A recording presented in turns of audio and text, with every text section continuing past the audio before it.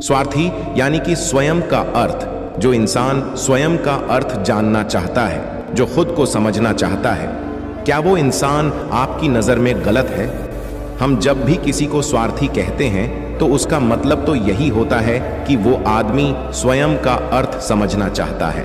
तो फिर वो गलत कैसे हुआ? स्वार्थी शब्द दुनिया की नजर में, समाज की नजर में एक अलग ही नजरिए से समझा जाता है। अक्सर हम अपने आसपास ऐसे बहुत से लोगों को देखते हैं जो स्वभाव से बहुत अच्छे प्रतीत होते हैं, यानी कि सब लोगों की मदद करते हैं, सबसे अच्छा व्यवहार रखते हैं। लेकिन इसके साथ हमने ये भी देखा होगा कि ऐसे लोग जो स्वभाव के अच्छे होते हैं, दूसरों की मदद करते हैं, वो दुखी भी ज्यादा रहते हैं, और जो लोग स्वार्थी होते हैं वो फलते फूलते चले जाते हैं। तो ऐसे में परमात्मा की सत्ता पर उंगली उठाना निश्चित है। लेकिन अगर ये सत्य है तो हमें कौन सा मार्ग अपनाना चाहिए? क्या हम भी दूसरों के जैसे बन जाएं? पता नहीं आप में से कितने लोग ये मानते हैं कि अच्छे लोग जीवन में बहुत दुखी रहते हैं, लेकिन इसके पीछे का सत्य क्या है? अगर हम इसके पीछे का सत्य नहीं जानेंगे, नहीं पहचानेंगे, तो कहीं ना कहीं हमारा अवचेतन मन भी बुराई की तरफ झुक जाएगा। इसीलिए अपने मन में ऐसे विचार पनपने से पहले इस बात की पूरी सच्चाई, पूरा निष्कर्ष निकाल लें, ताकि भविष्य में आपको अपने अच्छे होने पे पश्चाताप ना हो, दुख ना हो। आज की जो बौद्ध कहानी में आपको सुनाने वाला हूं, उसमें आपको 5 ऐसे तरीके पता चलेंगे जिसके माध्यम से अगर आप कर्म करते हैं तो आप अच्छे कर्म भी कर पाएंगे और दुखी भी नहीं होंगे। एक गांव में आनंद नाम का एक युवक रहता था। उसका भरा पूरा परिवार था।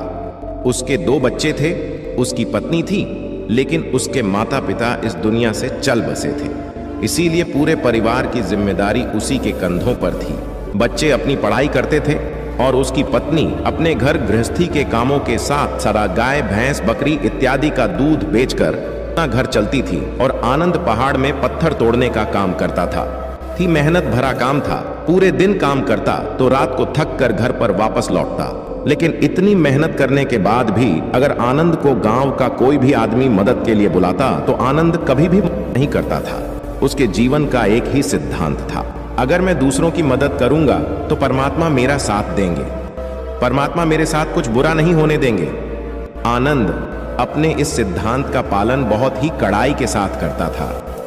वह इस सिद्धांत पर इतना विश्वास करता था कि अगर कोई बाहर का आदमी उससे मदद मांग ले तो वो अपने घर का काम भी अधूरा छोड़कर उस आदमी की मदद करने के लिए पहुंच जाता था, जिसकी वजह से उसकी पत्नी बहुत परेशान रहती थी। वो अक्सर आनंद को समझाने की कोशिश करती थी कि सबसे पहले अपना काम करो, अपने परिवार को देखो, 2 बच्चे हैं हमारे और फिर भी तुम दूसरों के काम करने में लगे रहते हो। अरे अपने घर को तो संभालो, अपना घर संभाल नहीं रहा, दूसरों की मदद करने चले हैं। और जब ऐसी ऐसी बातें आनंद के कानों में पड़ती तो उसके हृदय में कांटा चुभने लगता था और उन दोनों में लड़ाई झगड़ा शुरू हो जाता था।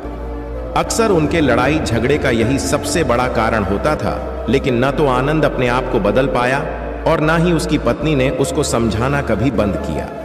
इसी वजह से आए दिन उनके घर में क्लेश होता रहता था। जहां तक उस गांव वालों की बात थी तो वो आनंद के स्वभाव को जानते थे और वो जानबूझकर जो काम आसान भी होता था, जो उनके सामर्थ्य में भी होता था, उस काम के लिए भी वो आनंद को बुलाते थे ताकि उन्हें कम मेहनत करनी पड़े। कहने का अर्थ ये है कि गांव वाले आनंद की इस शिष्टाचार का फायदा उठाते थे, लाभ उठाते थे और सब पीछे से उसका मजाक उड़ाते थे, उसे बेवकूफ कहते थे। ऐसे ही समय भी तरह और एक दिन आनंद की पत्नी बहुत ज्यादा बीमार पड़ गई। आनंद से जो कुछ भी सेवा हो सकती थी उसने वो सब अपनी पत्नी के लिए किया। उसने गांव के वैद्य को बुलाकर अपनी पत्नी की जांच करवाई, लेकिन ये रोग उस वैद्य की पकड़ के बाहर था। इसीलिए उस वैद्य ने कहा कि तुम अपनी पत्नी को नगर में जाकर किसी बड़े वैद्य को दिखाओ तो तुम्हारी पत्नी की जान बच सकती है। जल्द से जल्द नगर पहुंचने की व्यवस्था करो, नहीं तो तुम्हारी पत्नी के प्राण संकट में हो जाएंगे। ये सुनकर आनंद के पैरों तले जमीन फिसल गई। उसने ये नहीं सोचा था कि उसकी पत्नी के प्राण संकट में है।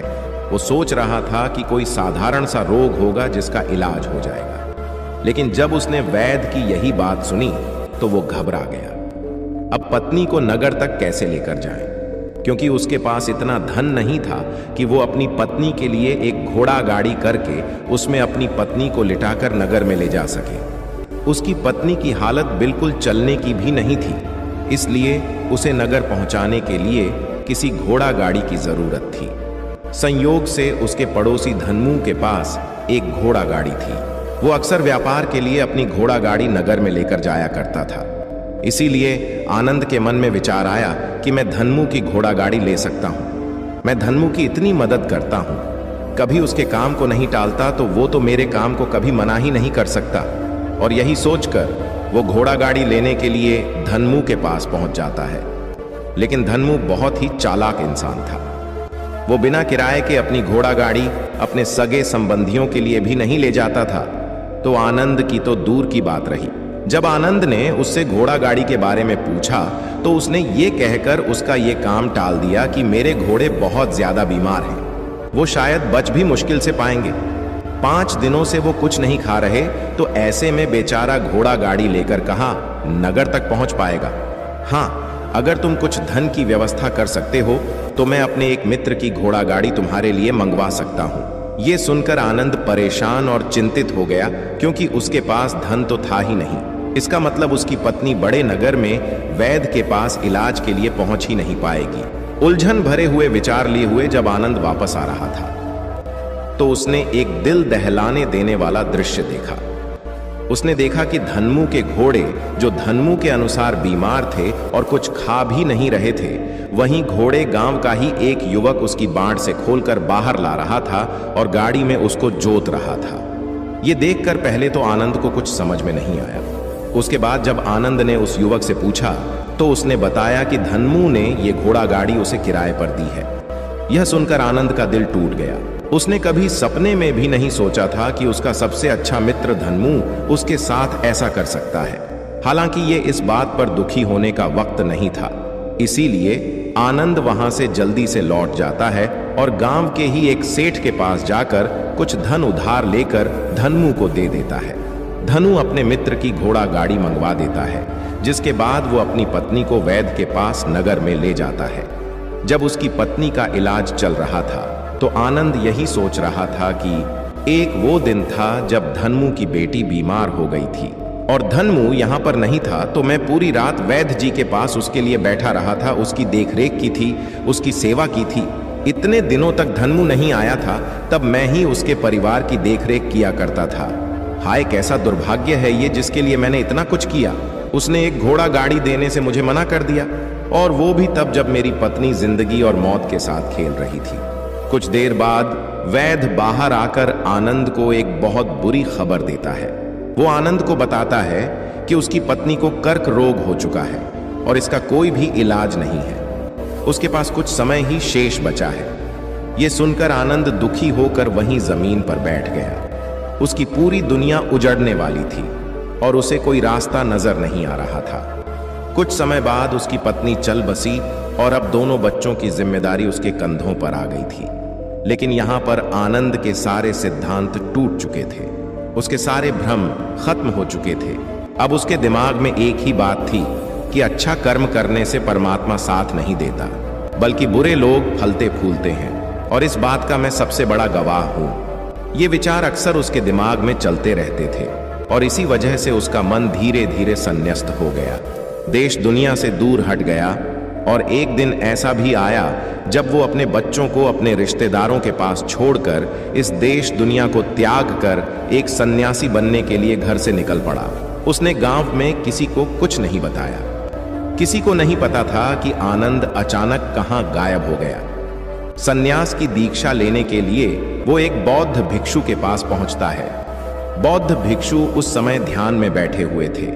ध्यान से बाहर आने के बाद वो बड़े ध्यान से आनंद के चेहरे को देखते हैं और उससे सन्यासी बनने का कारण पूछते हैं। इस पर आनंद उन्हें अपनी पूरी आपबीती सुना देता है और कहता है कि हे महात्मा, इस दुनिया से मुझे कुछ भी हासिल नहीं हुआ। मेरा मन इस दुनिया से विरक्त हो चुका है। जब अपने दोस्तों ने ही मेरा साथ नहीं दिया तो इस दुनिया में रहने का क्या मतलब, और इसी वजह से मैं सन्यासी बनना चाहता हूं। यह सुनने के बाद बौद्ध भिक्षु ने उपदेश देना शुरू किया। उन्होंने कहा कि याद रखना बेटा, जीवन से विरक्त होकर सन्यासी बनना तुम्हें परम सुख तक कभी नहीं पहुंचा सकता, परमानंद तक कभी नहीं पहुंचा सकता। तुम दुनिया से अपने मन पर एक बोझ लेकर विरक्त हुए हो। तुम दुनिया से परमात्मा की खोज करने के लिए विरक्त नहीं हुए हो। इस भ्रम में कभी मत रहना। तुम संसार से विरक्त हुए हो क्योंकि संसार ने तुम्हें धोखा दिया, ऐसा तुम्हें लगता है। इसीलिए तुम परमात्मा पे कभी विश्वास नहीं कर पाओगे और ना ही उन पर अपनी पूर्ण आस्था बना पाओगे। इसीलिए सन्यासी होने का भी तुम पूरा लाभ कभी नहीं उठा पाओगे। सन्यासी होने का लाभ तब मिलता है जब हमारी प्रभु में, परमेश्वर में, परमात्मा में पूर्ण आस्था बन जाती है। मैं तुमसे पूछता हूं, क्या तुम्हारी आस्था परमात्मा में है? यह सुनकर आनंद कहता है कि हे महात्मा, मैं तो दुनिया देख कर आया हूं कि जो बुरे कर्म करता है वो फलता फूलता है और जो अच्छा काम करता है उसे कुछ भी नहीं देता। परमात्मा उसे दुख ही दुख देता है। इसीलिए मैं परमात्मा पर अपनी पूर्ण आस्था कैसे बना सकता हूं? यह सुनकर उस बौद्ध भिक्षु ने कहा कि यही तो मैं तुम्हें समझाना चाहता हूं कि तुम पूरी ऊर्जा अपनी सन्यासी जीवन में लगाओ और उसके बाद भी तुम्हें फल प्राप्त ना हो तो तुम्हें कैसा लगेगा। इसीलिए किसी की भी मदद करने के लिए मैं 5 सिद्धांत तुम्हें बताता हूं। ये 5 सिद्धांत समझकर संसार में वापस लौट जाओ और संसार में एक ग्रस्त जीवन जियो। उसके बाद ही सन्यासी जीवन का उदय होता है। जब हम अपने ग्रस्त जीवन को पूर्ण रूप से समझ लेते हैं और अपनी जिम्मेदारियों का निर्वाह कर देते हैं। ये कहकर बौद्ध भिक्षु ने कहना शुरू किया कि जब भी तुम किसी की सहायता करते हो, किसी की मदद करते हो, तो उसमें सबसे पहली बात, सबसे पहला सिद्धांत जो ध्यान में रखने का होता है वो होता है कि किसी की मदद करते वक्त, किसी की सहायता करते वक्त कभी भी उससे उम्मीद मत रखना। ये मत सोचना कि आज मैंने इसकी सहायता कर दी, मदद कर दी, तो कल बदले में ये भी मेरी सहायता करेगा, मेरी मदद करेगा। अगर तुम ऐसा सोचोगे तो तुम्हें जीवन में दुखों का सामना करना ही पड़ेगा, क्योंकि एक नहीं तो दूसरा या दूसरा नहीं तो तीसरा कोई ना कोई तुम्हारी उम्मीद जरूर तोड़ेगा। और वास्तविकता में वो मदद या वो सहायता नहीं होती है, वो हमारे लालच का ही एक रूप होता है। हम उसकी सहायता या मदद निर्भर तरीके से नहीं कर रहे हैं। हमारे मन में लालच का भाव है, हमारे मन में बदले का भाव है। हम ये सोचकर मदद करते हैं कि इसकी मदद कर देता हूं तो कल ये मेरा भी मदद करेगा, और यही लालच हमें अक्सर उन लोगों की मदद करने पर विवश करता है जो किसी न किसी रूप में धनवान होते हैं, क्योंकि हमें लगता है कि कल ये आदमी धन के द्वारा मेरी मदद कर सकता है। और इसीलिए जिस इंसान को वास्तविकता में मदद की आवश्यकता है, हो सकता है वो गरीब हो, लेकिन हमारा मन अपने लालच के वशीभूत होकर उसकी मदद कभी नहीं करेगा। इसीलिए किसी की मदद और किसी की सहायता करने के अपने विचार को विस्तार दो। केवल एक प्रकार के वर्ग के लिए अपनी सहायता या अपनी मदद पेश मत करना, उन सबके लिए समान होनी चाहिए। जरा सोचो, एक तरफ तुम्हारा मित्र हो जिसके पास धन है, संपदा है, और दूसरी तरह कोई गरीब औरत हो जो भूखी बैठी हुई है। तुम्हारा दोस्त तुमसे कहता है कि यार आज तो खाने के लिए अच्छे अच्छे पकवान मंगवा लो बाजार से, और दूसरी तरफ वो औरत तुमसे 2 सूखी रोटी मांग रही है, तो तुम किसकी मदद करोगे?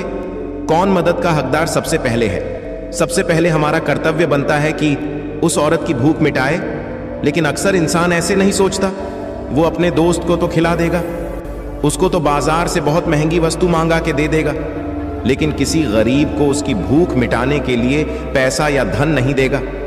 दूसरी बात जो ख्याल में रखने की है वो ये कि सहायता करते वक्त हमारा लालच कभी भी उसके साथ नहीं जुड़ना चाहिए। अक्सर हम जब किसी की मदद करते हैं तो हमारा लालच और हमारा स्वार्थ ही उसके साथ जुड़ा होता है, और हम अपनी भविष्य की योजना तैयार करके उस आदमी की मदद करते हैं।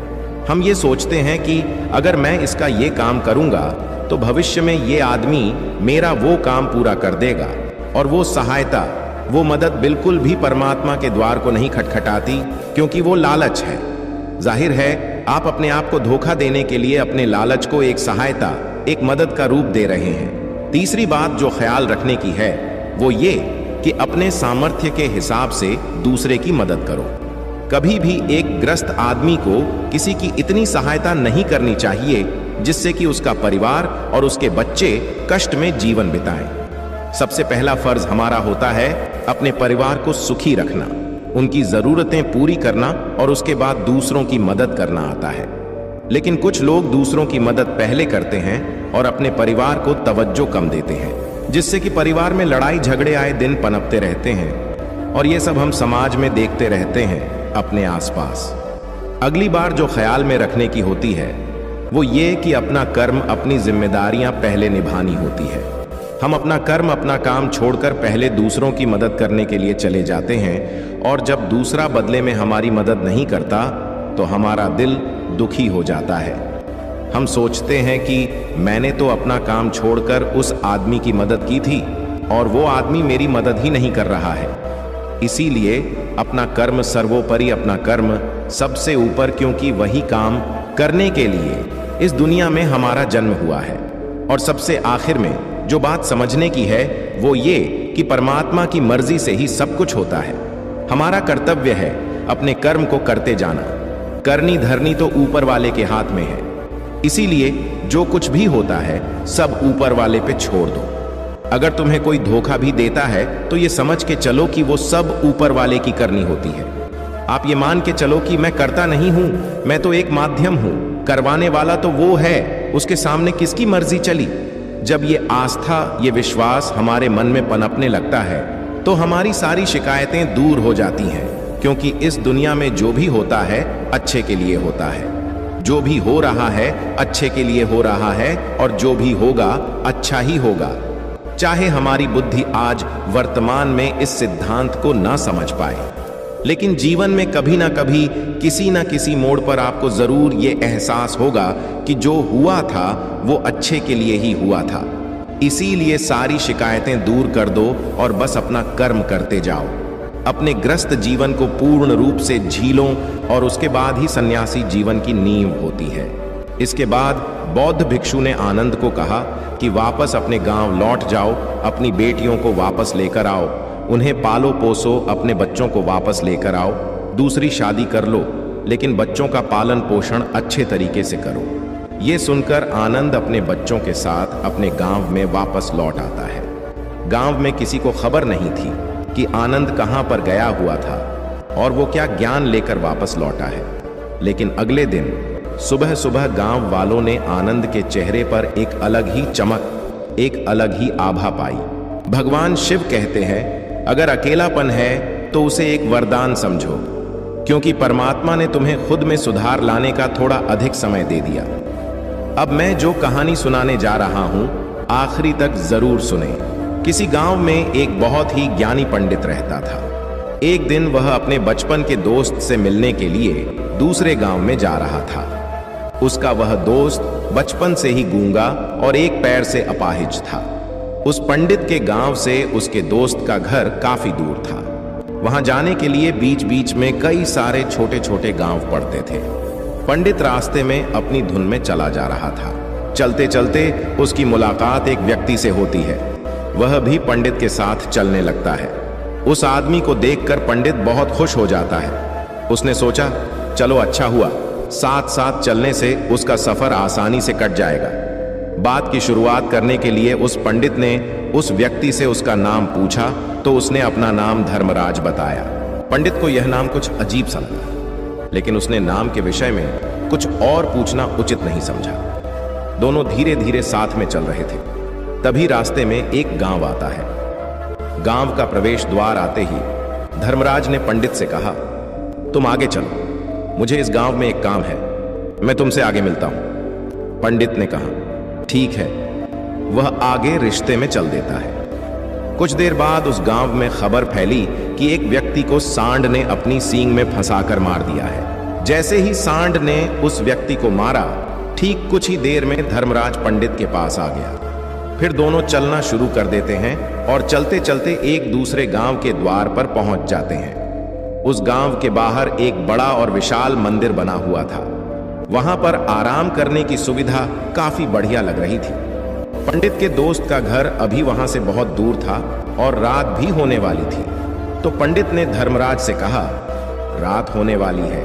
पूरे दिन चलते चलते थक भी चुके हैं और भूख भी लग रही है, तो यहाँ पर भोजन करके यहीं पर हम विश्राम कर लेते हैं, फिर सुबह के समय आराम से आगे की यात्रा जारी करेंगे। धर्मराज ने कहा, ठीक है, मुझे इस गांव में किसी को कुछ जरूरी सामान देने जाना है, तुम भोजन करके आराम करो, मैं बाद में आकर भोजन कर लूंगा।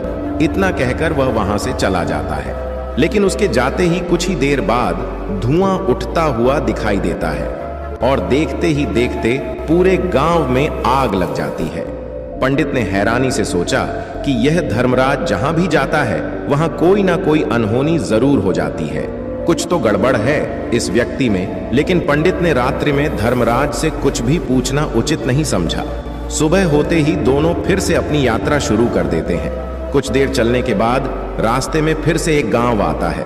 धर्मराज ने फिर पंडित से कहा, आप आगे चलिए, मुझे इस गांव में अपने मित्र से मिलने जाना है, मैं अपने दोस्त से मिलने के बाद आगे रास्ते में मिलूंगा। यह कहकर धर्मराज वहां से चला गया, लेकिन पंडित इस बार आगे नहीं गया। वहीं खड़ा होकर धर्मराज को देखता रहा कि वह कहां जा रहा है और क्या करता है।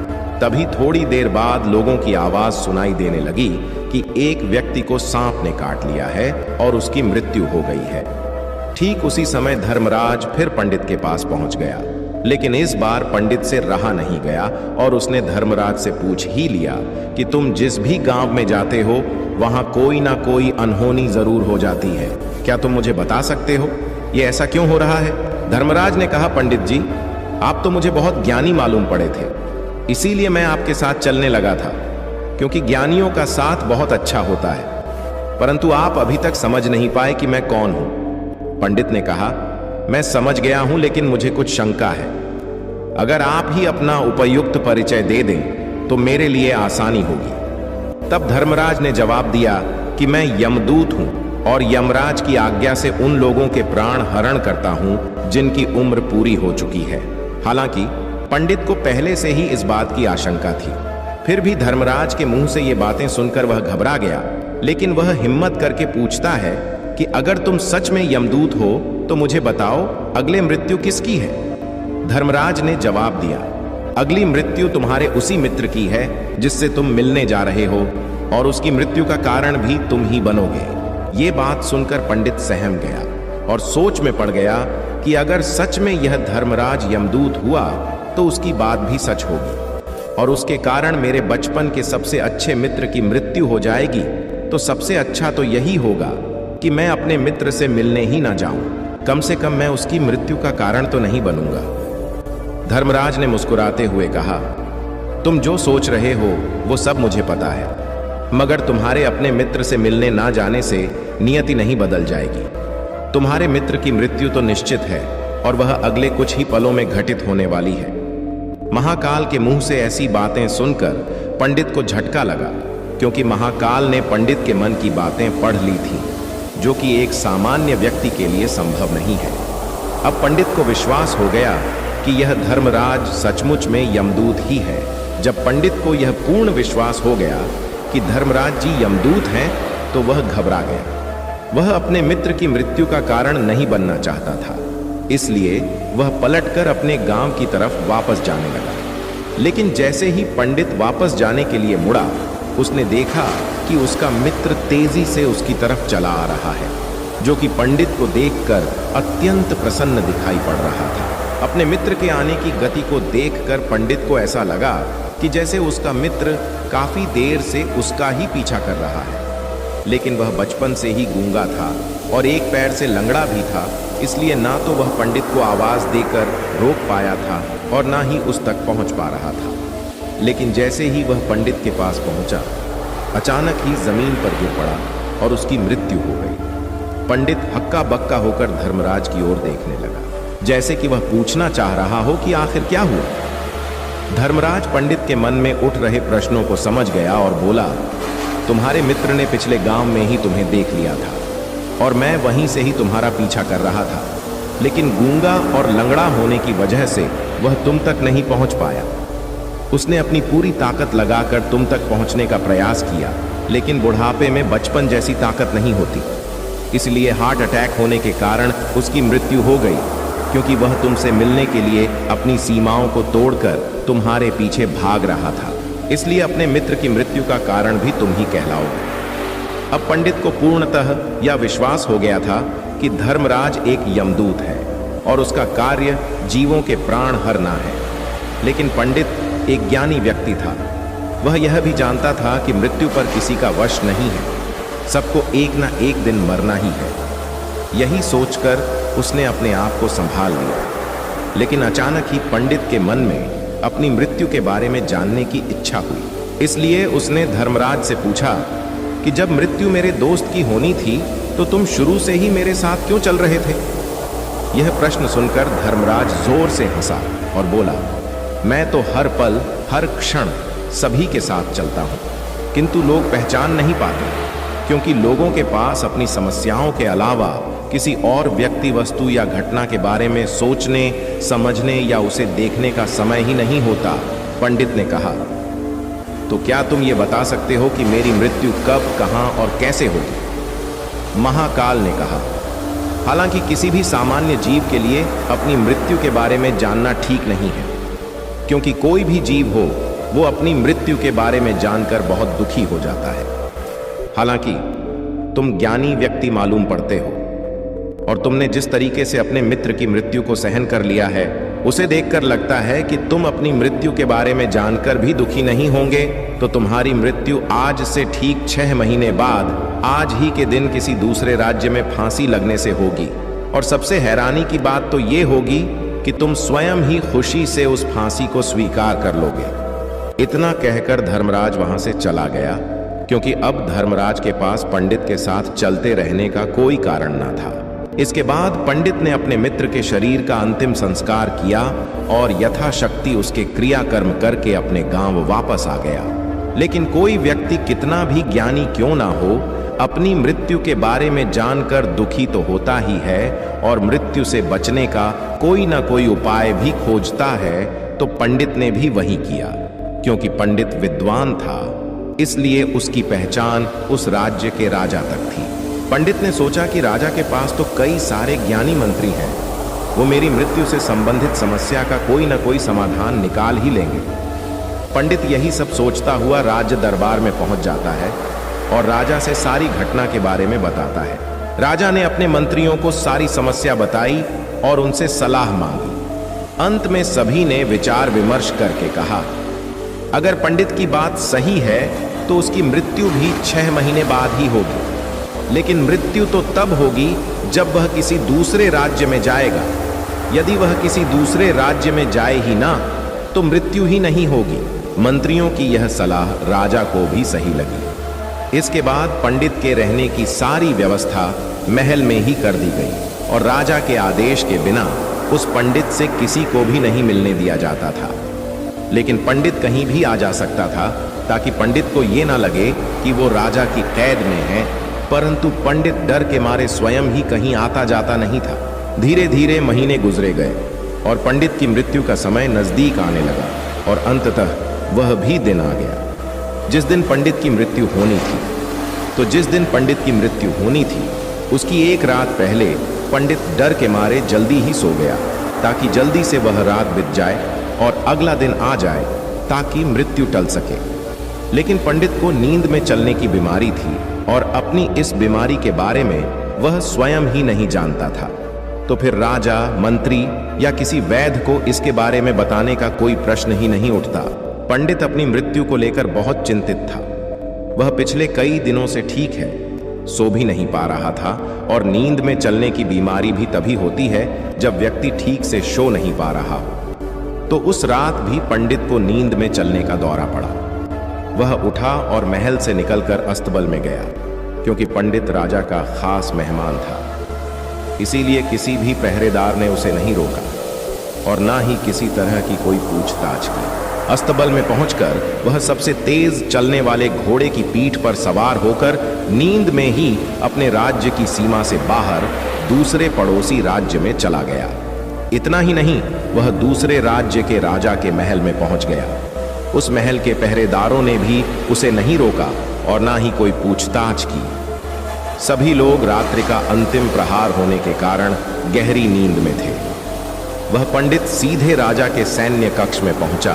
जहां राजा और रानी सो रहे थे, वह पंडित वहीं जाकर सो गया। सुबह हुई तो राजा ने पंडित को रानी के बगल में सोया हुआ देखा तो वह बहुत क्रोधित हो गया। राजा ने पंडित को कैद करने का आदेश दे दिया। पंडित गिरफ्तार हो गया, लेकिन पंडित तो भौंचक्का था। उसे तो कुछ समझ नहीं आ रहा था कि आखिर वह दूसरे राज्य में और राजा के सैन्य में कैसे पहुंचा। लेकिन वहां उसकी ये सब सुनने वाला कोई नहीं था। राजा ने पंडित को दरबार में पेश करने का आदेश दिया। कुछ देर बाद उस पंडित को दरबार में लाया गया। पंडित को देखते ही राजा इतना आग बबूला हो गया कि उसे फांसी पर चढ़ा देने का हुक्म सुना दिया। फांसी की सजा सुनकर पंडित कांप गया, लेकिन फिर भी थोड़ी सी हिम्मत जुटाकर राजा से बोला, महाराज, मैं नहीं जानता कि मैं राजमहल तक कैसे पहुंचा। मैं यह भी नहीं जानता हूं कि आपके सैन्य कक्ष तक मैं कैसे आया और आपके महल के किसी पहरेदार या सैनिक ने मुझे रोका क्यों नहीं। लेकिन मैं इतना जरूर जानता हूं कि आज मेरी मृत्यु होनी थी और वो होनी भी जा रही है।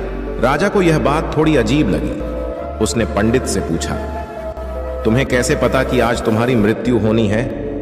राजा के इस प्रश्न के जवाब में पंडित ने पिछले 6 महीने का सारा वाकया राजा को सुना दिया और बोला, महाराज, मेरा क्या किसी भी सामान्य व्यक्ति में इतना साहस नहीं कि वह राजा के सैन्य कक्ष में राजा की उपस्थिति में रानी के साथ सो जाए। राजा को पंडित की बात में थोड़ा तर्क दिखाई पड़ा, परंतु उसने सोचा कि यह मृत्यु से बचने के लिए धर्मराज और उसके द्वारा अपनी मृत्यु की भविष्यवाणी की कहानी बना रहा है। इसलिए राजा ने पंडित से कहा, यदि तुम्हारी बात सत्य है और आज ये तुम्हारी मृत्यु का दिन है, जैसा कि यमदूत धर्मराज ने तुमसे कहा था, तो आज तुम्हारी मृत्यु का कारण मैं नहीं बनूंगा। लेकिन यदि तुम्हारी बात झूठी निकली तो निश्चित ही आज तुम्हारी मृत्यु का दिन होगा, क्योंकि जिस राज्य से पंडित आया था उस राज्य का राजा इस राजा का मित्र था। इसलिए इस राजा ने तुरंत अपने कुछ सैनिकों को पड़ोसी राजा के पास भेजकर पंडित की बात की, सत्यता का प्रमाण मांगा। भेजे गए सैनिक शाम तक लौटे और उन्होंने राजा को बताया कि महाराज, पंडित जो कुछ भी कह रहा है वो सब सत्य है। पड़ोसी राज्य के राजा ने पिछले 6 महीने से पंडित के रहने की सारी व्यवस्था अपने ही महल में कर रखी थी। पंडित राजा का खास मेहमान था। कल शाम राजा आखिरी बार पंडित से उसके कक्ष में मिले थे और उसके बाद यह इस राज्य में कैसे पहुंच गया, इसकी जानकारी किसी को भी नहीं है। इसलिए उस राज्य के राजा के अनुसार पंडित को फांसी की सजा देना ठीक नहीं है। लेकिन राजा के सामने एक नई समस्या थी, क्योंकि उसने बिना पूरी बात जाने ही पंडित को फांसी की सजा सुना दी थी। इसलिए अगर पंडित को फांसी नहीं दी जाती तो राजा के वचन का अपमान हो जाएगा